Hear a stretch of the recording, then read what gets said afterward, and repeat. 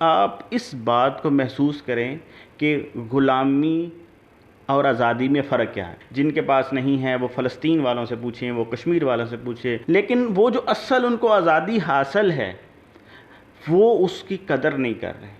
They are the principal of Allied School, and today we are going to take interview of them about the 14 August. And our further vlog is going to be in Urdu. So let's start in Urdu. Assalamu alaikum. وعلیکم السلام. Thank you وقاص، آپ تشریف لائے.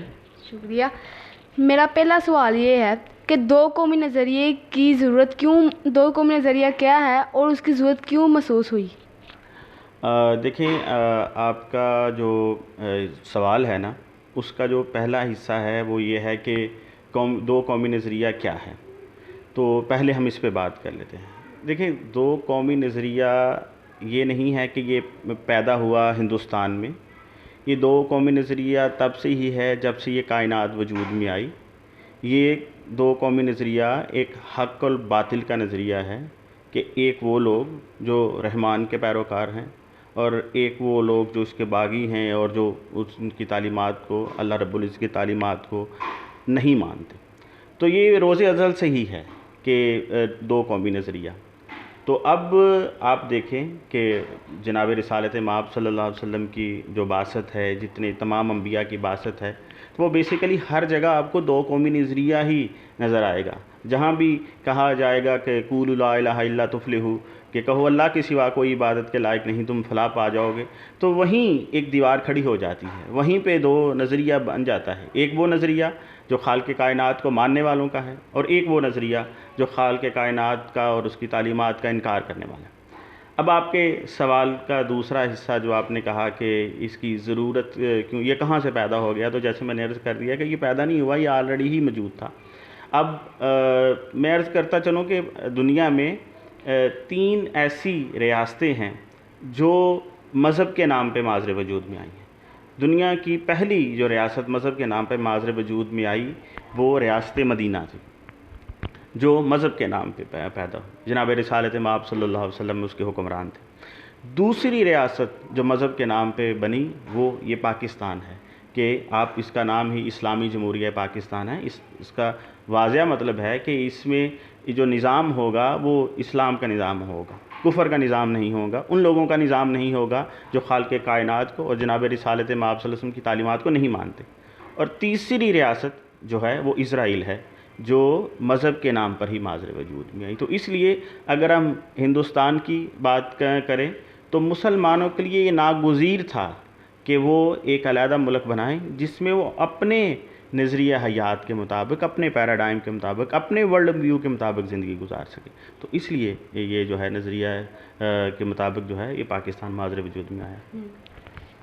سب لوگ جیسا کہ جانتے ہیں کہ پاکستان بہت مشکلوں سے آزاد ہوا اور 14 اگست 1947 کو آزاد ہوا.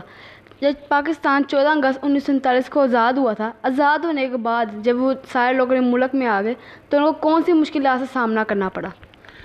دیکھیں وقاص، سب سے پہلی جو مشکلات تھی وہ تو تھی ہجرت. اور دنیا انسانی کی جو انسان کی تاریخ ہے اس میں ہندوستان پاکستان کی تاریخ کو دنیا کی سب سے بڑی ہجرت کہا جاتا ہے، جس میں تقریباً 10 کروڑ لوگ ایک جگہ سے دوسری جگہ، یعنی پاکستان سے ہندوستان، یعنی یہاں جو سکھ اور ہندو تھے وہ انڈیا چلے گئے، اور انڈیا سے جو مسلمان تھے وہ پاکستان آئے. تو سب سے بڑی جو مسئلہ تھا اس وقت تھا کہ وہ ہمارے پاس وہ ٹرانسپورٹیشن کے ذرائع ہی نہیں تھے جو لوگوں کو، آپ دیکھیں، آپ ویڈیو دیکھیں اس وقت کی جو پارٹیشن کے ٹائم پہ بنی کہ لوگوں ٹرین پر کیسے کھچا کھچ بھرے ہوئے ہیں، اس کی چھتوں پر لدے ہوئے ہیں. وہ ان لوگوں کی آپ تصاویر دیکھیں جو ہندوستان سے پاکستان دن رات کا پیدل سفر طے کر کے، سینکڑوں کلومیٹر کا سفر طے کر کے وہ پاکستان پہنچے. ایک تو یہ مسئلہ تھا ہجرت کا. دوسرا مسئلہ تھا ان کی اکاموڈیشن کا، کہ وہ لوگ پاکستان میں آئیں تو ان کو ٹھہرانا کہاں پہ ہے. تیسرا ہے کہ پاکستانی حکومت کے پاس وہ وسائل نہیں تھے ان کی خوراک کے، ان کی رہائش کے، ان کی صحت کے لیے ہسپتال نہیں تھے، ان کو کہاں آپ نے اکاموڈیٹ کرنا. پھر ایک اور مسئلہ یہ تھا کہ وہ لوگ ہجرت جو کر کے آ گئے ہیں ان کے تو کاروبار تباہ ہو گئے ہیں وہاں پہ، ان کے پاس تو کچھ نہیں باقی بچا. تو یہاں جو لوگ آ رہے ہیں ان کو روزگار کیسے فراہم کرنا ہے. اور پھر سب سے بڑا مسئلہ یہ ہے، یہ سارے مسائل حل ہو سکتے ہیں اگر آپ کے پاس جو ہے ایڈمنسٹریٹو مشینری موجود ہو، اگر آپ کے پاس آپ کی اکانومی اتنی مضبوط ہو کہ آپ اس کو افورڈ کر سکیں. تو نہ پاکستانی گورنمنٹ کے پاس جو ہے وہ ایڈمنسٹریٹو مشینری تھی کہ ان ساری چیزوں کو مینیج کر سکے. اس وقت مشرقی پاکستان بھی تھا اور مغربی پاکستان بھی تھا. پھر اس کے بعد پاکستانی گورنمنٹ کو جو پیسہ میں ملنا تھا سے ہندوستان سے اس کے حصے کا، وہ پیسہ بھی جو ہے وہ نہیں میں مل سکا. تو اس طرح آپ کہہ لیں کہ پاکستان کو جو ہے وہ انتظامی مسائل کا سامنا بھی تھا، معاشی مسائل کا سامنا بھی تھا. جو وہاں سے مہاجرین ہجرت کر کے آئے تھے ان کی دیکھ بھال کا بھی سامنا تھا. تو ایک مسائل کی لمبی فہرست ہے جس پہ اگر ہم بات کرنا شروع کریں تو کئی شاید انٹرویوز میں لگ جائیں. تو یہ ایک بہت زیادہ مسائل ہمارے سامنے درپیش تھے. آج کل کے جو نوجوان لوگ سمجھتے ہیں 14 اگست کس طرح مناتے ہیں، وہ کرتے ہیں کہ موٹر سائیکل لے کے باہر نکل جاتے ہیں، باجے بجاتے ہیں، سائرن اتارتے ہیں، اپنے ہر چیز شور مچا دیتے ہیں پوری طرح. تو یہ ٹھیک نہیں ہے. بے شک اونچی آواز میں ترانے نہیں لگانے چاہیے، ہلکی آواز میں آپ سنیں، لیکن کہ اس ٹائم ہو بے شک کچھ لوگ بیمار ہوں، کچھ بزرگ لوگ بیمار ہوں تو ان کے لیے تکلیف نہیں پیدا کرنی چاہیے. تو ہمیں یوم آزادی کیسے منانی چاہیے، کیا آپ ہمارے نوجوان لوگوں کو بتا سکتے ہیں؟ بیٹا سب سے پہلا تو سوال یہ ہے کہ یہ جو پرابلم ہے، دوسرا آپ نے اصل سوال یہ پوچھا ہے کہ کیسے منانی چاہیے، پر لیکن اصل میں اس کا پہلا حصہ یہ سوال کا یہ ہونا چاہیے کہ یہ پرابلم ہی کیوں پیدا ہوئی. یہ بچے جو ون ویلنگ کرتے ہیں، جو ہارن بجاتے ہیں، دیکھیں جب انسان کو کوئی چیز خود نہیں نا اس نے حاصل کی ہوتی اور اس کو بس بنی بنائی چیز مل جاتی ہے، اور دوسرا یہ ہے کہ جیسے وہ حاصل کی گئی اس کی تکالیف کو صحیح طریقے سے بیان نہیں کیا جاتا تو پھر آپ کو اس چیز کی قدر نہیں ہوتی. مثال کے طور پر آپ ابھی نوجوان ہیں، آپ کو ایک چیز آپ کے والد صاحب لے کے دیتے ہیں اور آپ کے والد صاحب آپ سے کہتے ہیں کہ بیٹا رکھ لو وقاص تمہارے لیے ہی ہے. تو وہ کہاں کیسے انہوں نے اس کے لیے پیسے کمائے، وہ کیسے حاصل کی، وہ کہاں سے لے کے آئے، کتنی ان کو اسٹرگل کرنے پڑے، یہ آپ کو نہیں بتاتے، وہ آپ کو دے دیتے ہیں. تو آپ بھی اس چیز کا وہی حشر کریں گے جو آپ جیسے باقی نوجوان جن کے والدین نے ان کو پرووائڈ کر دی اور انہوں نے اپنی چیزوں خراب کی، بڑا اگر کیا تو آپ بھی ایسا ہی کر دیں گے. لیکن اگر آپ کے والد صاحب آپ کو بیٹھ کے بیان کرتے ہیں کہ بیٹا یہ جو میں آپ کو چیز فراہم کر رہا ہوں، مہیا کر رہا ہوں، اس کے لیے مجھے اتنی تگ و دو کرنی پڑی، اتنی اسٹرگل کرنی پڑی، اتنی مجھے تکالیف برداشت کرنے پڑی، میں اتنے شب و روز جاگا اور یہاں یہ جو ہے میں نے جو ہے اپنے وسائل استعمال کیے، اپنے جسم کی طاقت لگائی، اپنا وقت دیا، تو پھر یہ چیز تمہیں حاصل ہوئی ہے تو اس کی قدر کرنا. اب ہماری نوجوان نسل کا مسئلہ یہ ہے کہ نہ تو انہوں نے خود وہ ملک جو ہے حاصل کیا ہے، ان کو غلامی کے تصور کا ہی نہیں پتہ کہ غلامی اصل میں کیا ہے. ہم نے تو صرف ہماری والی نسل نے تو صرف نام سنا نا غلامی کا، غلامی اصل میں ہوتی کیا ہے ہم نے تو دیکھی نہیں، اس کی کوئی صورت بھی نہیں ہم نے دیکھی کہ اس طرح کی غلامی ہوتی ہے. دیکھیں آپ اس کی ایک چھوٹی سی مثال ہے، جو لوگ عرب کے ممالک میں جاتے ہیں وہاں جو کفیل ہوتے ہیں تو وہ بھی ایک غلامی کی ایک چھوٹی سی شکل ہے. تو اس کے بغیر آپ کہیں جا نہیں سکتے، کوئی کام نہیں کر سکتے کہ بھی غلام، وہ کتنے پریشان رہتے ہیں ان لوگوں سے پوچھیں.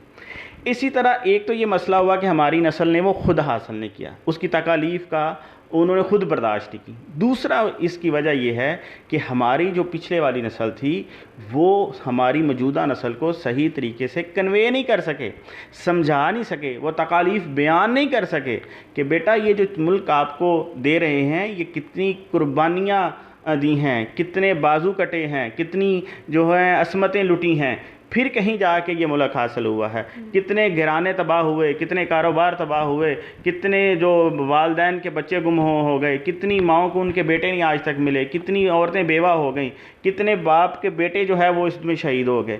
وہ ہم صحیح طرح کنوے نہیں کر سکے، جس کا نتیجہ یہ نکلا ہے کہ آج ہم اس کا بیڑا غرق کر رہے ہیں اپنی نوجوان نسل کو، چونکہ بتا نہیں سکے. آج ہمارے بزرگ ہم کنوے کرنا شروع کر دیں، تاریخ کی کتابوں سے وہ دردناک واقعات نکال کے اپنی نوجوان نسل کو سنانا شروع کریں اور ان کو بتائیں اس درد اور تکلیف کے ساتھ کہ بیٹا یہ جو آپ کے پاس ملک ہے نا، جو آزادی ہے، یہ سڑکوں پہ آپ گھوم رہے ہیں، جو زندگی آزادی کے ساتھ گزار رہے ہیں، اپنی مرضی سے آ جا رہے ہیں، کھا پی رہے ہیں، جس مرضی یونیورسٹی میں پڑھ رہے ہیں.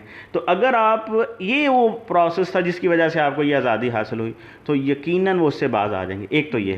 دوسرا یہ ہے کہ ہمارے جو بڑے ہیں یا ہم ہیں، آپ جیسی جو نوجوان نسل ہے اس کے سامنے ہمیں زندگی کا بڑا مقصد رکھنا چاہیے، اور اس ملک کو کہاں لے جانا ہے وہ منزل طے کرنی ہمیں پڑے گی۔ ان کو کلیئر بتانا پڑے گا کہ بیٹا اصل میں آپ نے اس ملک کو کہاں لے کے جانا ہے، آپ کی زندگی کا بڑا مقصد یہ ہے۔ تو جب ہماری نوجوان نسل کے سامنے بیٹا بڑا مقصد ہوگا، ہماری نوجوان نسل کے سامنے وہ پوری منزل ہوگی کہ اصل میں راستہ بہت طویل ہے، ہمارے پاس ریسورسز کم ہیں، وقت کم ہے، تو پھر وہ نوجوان نسل سڑکوں پہ ویلنگ کرنے کی بجائے، وہ باجے بجانے کی بجائے اصل مقصد کی طرف آئیں گے۔ یہی ایک حل ہے میرے نزدیک، اور ہمیں اپنے ملک کے لیے بڑا مقصد کے لیے کام کرنا چاہیے۔ جب ہماری بڑے مقصد پہ نظر ہوگی تو یہ یقیناً ہم کام نہیں کریں گے۔ یوم آزادی کے موقع پر آپ لوگوں کو کیا پیغام دینا چاہیں گے؟ میں اپنے جو میرے وطن کے باسی ہیں، میں ان سے صرف یہ کہنا چاہوں گا کہ آپ اس بات کو محسوس کریں کہ غلامی اور آزادی میں فرق کیا ہے۔ بعض لوگ نہ گلا کرتے ہیں یہاں مہنگائی ہے، یہاں بے روزگاری ہے، یہاں حکمران یہ کر رہے ہیں، فلاں پارٹی یہ کر رہی ہے، فلاں پارٹی یہ کر رہی ہے، انصاف نہیں مل رہا، وہ صرف مسائل پہ گفتگو کر رہے ہیں، لیکن وہ جو اصل ان کو آزادی حاصل ہے وہ اس کی قدر نہیں کر رہے۔ تو میں اپنے ہم وطنوں کو اس آزادی کے موقع پہ یہ پیغام دینا چاہوں گا کہ آپ کو اللہ تعالیٰ نے کتنی بڑی نعمت سے سرفراز کیا ہے، آپ بالکل آزاد شہری کے طور پر جی رہے ہیں، کھا پی رہے ہیں، جہاں مرضی کاروبار کر رہے ہیں، جو کچھ آپ کا دل کر رہا ہے کر رہے ہیں، اس کی قدر کیجئے۔ یہ بہت بڑی اللہ تعالیٰ کی نعمت ہے۔ جن کے پاس نہیں ہے وہ فلسطین والوں سے پوچھیں، وہ کشمیر والوں سے پوچھیں، وہ بوسنیا چچنیا ہرزیگوینہ کے لوگوں سے پوچھیں کہ غلامی اصل میں ہوتی کیا ہے۔ وہ آپ ان سے اہل عراق سے پوچھیں کہ غلامی کیا ہوتی ہے۔ تو آپ جس حالت میں ہیں اس آزادی کی قدر بھی کیجئے، اس نعمت کا شکر ادا کیجئے۔ اللہ تعالیٰ کا بڑا شکر ہے کہ اس نے ہمیں آزاد ملک میں پیدا کیا۔ میرے اور میرے چینل کے بارے میں آپ کی کیا رائے ہے؟ Vikas, you are doing excellent job. میں نے آپ کی بہت سارے آپ کے ویڈیوز دیکھے ہیں۔ You are quite young and میں نے فیل کیا ہے کہ آپ ماشاءاللہ بڑے کانفیڈنٹ ہیں۔ اس طرح بہت کم بچوں میں اللہ تعالیٰ نے یہ ٹیلنٹ رکھا ہے کہ اتنے فی البدی جو ہے وہ سوالات کر سکتے ہیں۔ تو میں آپ کو جو ہے اپریشیٹ کیے بغیر نہیں رہ سکتا۔ آپ ریلی آپ کو زبان پہ بڑا عبور حاصل ہے، وہ اردو ہو یا انگلش ہو، تو well done and keep it up. اللہ تعالیٰ آپ کو اور جو ہے وہ ترقیوں اور عزتیں اور عظمتیں عطا فرمائے۔ آپ کے آنے کا بہت شکریہ۔ شکریہ۔ So friends, this was my vlog. So keep sharing and viewing my vlog so that you get know what happened in the old days. So see you next time with a new vlog. Take care and Allah Hafiz.